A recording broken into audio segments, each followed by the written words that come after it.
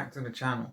Today's a requested review because someone had messaged me on Instagram last night and asked me to review it because it was the only Prince album that I haven't reviewed, and I had planned to do it anyway. So we're going to go over All Around the World in a Day by Prince. Now, this, I'll admit, is not one of my favourite Prince albums. Not because it's bad or anything, it's amazing, but put up against Purple Rain and then the album that come after this, which is Parade Under the Cherry Moon, you know, that's my favourite Prince album. So it's at the bottom of the list because there are better albums from Prince. This is still like 1 billion times better than most other artists' albums. You know, don't get me wrong, this album's amazing. It's just, there's so much good stuff that Prince has done that you just can't, you know, it's just amazing. So yeah, let's get straight into it with the looks.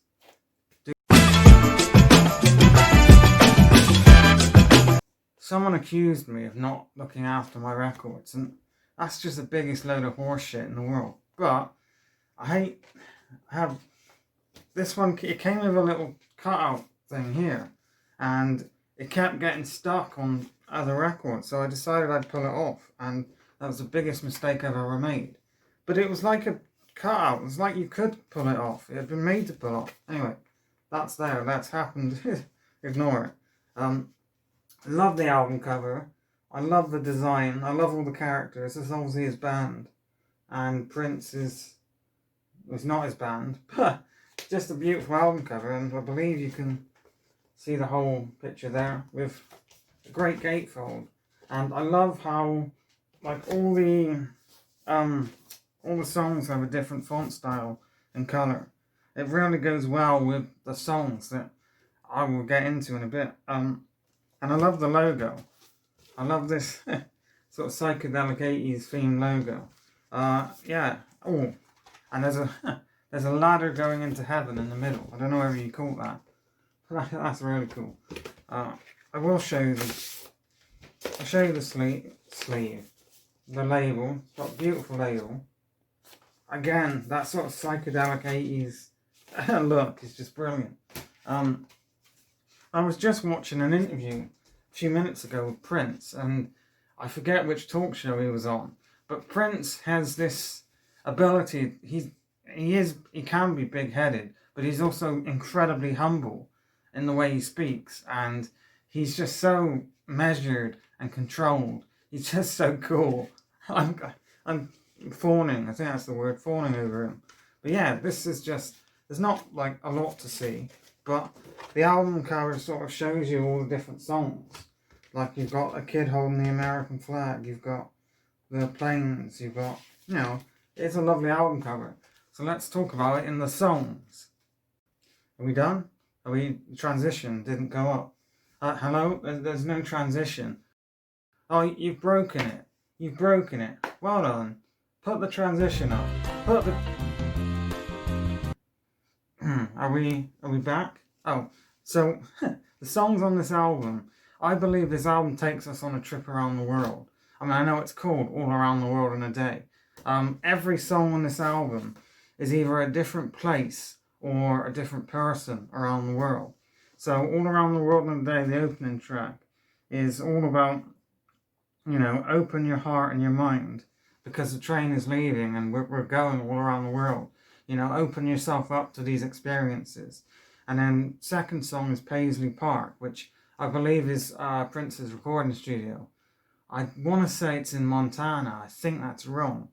But wherever it is, I want to go and visit because that would be so cool. And then Condition of the Heart, it talks about going to Paris, which is cool. Don't go to Paris, it's horrible. But then my favourite song on this album is the fourth song along. And she wore a raspberry beret. It's so upbeat and catchy. I just absolutely love it. And I'm assuming with the beret line, he's talking about, you know, that woman in Paris, because it's a French hat. And then we have Tambourine, which is a great song. Pop Life, The Ladder, Temptation. These are all really good songs. And America is a fantastic song. What I love about this album is that he could have made a Purple Rain too.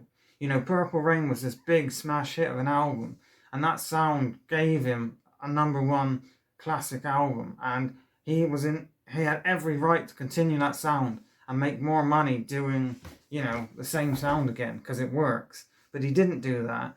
This album sounds a hell of a lot more like psychedelic, and there's lots of different flutes and string instruments, and it's sort of the sound you wouldn't expect. Purple Rain was the first Prince album I listened to, which I absolutely loved. And when I thought I have to listen to more of his stuff, this was the first one, because this was after Purple Rain. So naturally I thought, I'll listen to this one. And I was just taken aback by how different it was, A lot of artists and bands, well, pardon me, a lot of artists and bands would just have kept doing that sound because it made them money. But he didn't. And even with that, it still sounds like Prince. That's the amazing thing. You would never mistake this for someone else. It's Prince because he has such an iconic sound and style. And he is so cool, the dude. So yeah, the best song on the album for me is definitely Raspberry Beret. And I love everything about this album. It is just superb. But in saying that, I must admit it's not one of my favourites. And that's only because Purple Rain is one of the greatest rock albums of all time. And then my favourite Prince album is the one after this one, Parade, Under the Cherry Moon, which is just an absolute classic. But it's not to say this is bad in any way. This is just perfect. Absolutely amazing. It's just it leaves me speechless, Prince does, because he's so talented. It's unbelievable. It's amazing. So, in conclusion, I probably look a mess, but we'll deal with it. So in conclusion, this is just a perfect 7 out of 10. Try it again. In conclusion, this is a 7 out of 10. It's a perfect psychedelic 80s pop rock album. I love the sounds on it.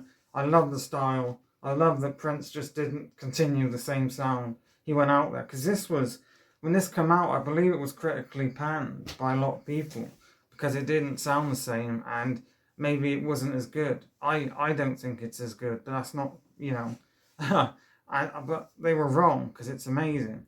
And I was wrong. First listen, I loved it, but I didn't think it was that good. And then it took me a few listens to really understand it and like it. That's why this review is late and why this review came out after all the others, because it took me a while to really appreciate it. And it's the same with Sign of the Times, which I'm now starting to like more than I did when I did the review. It is growing on me, so I probably will do an update review, and it's just what happens, There are songs that I used to hate that I now think are quite alright. Anyway, that's a wild tangent. 7 out of 10. Definitely go and listen to this if you haven't. Thanks for watching, and I'll see you again next time. Take care, everyone.